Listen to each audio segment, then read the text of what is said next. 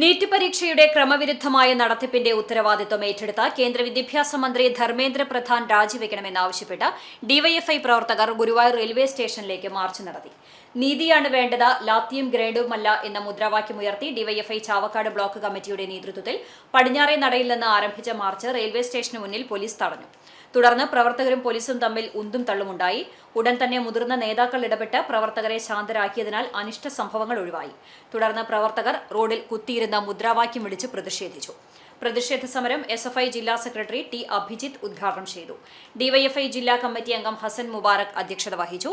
DYFI ജില്ലാ joint secretary Erin Antony, ജില്ലാ committee അംഗം K S. Anoop, A U. Jabir, K S. Vishnu, Ameera Sajeer, K. Pratheesh എന്നിവർ സംസാരിച്ചു.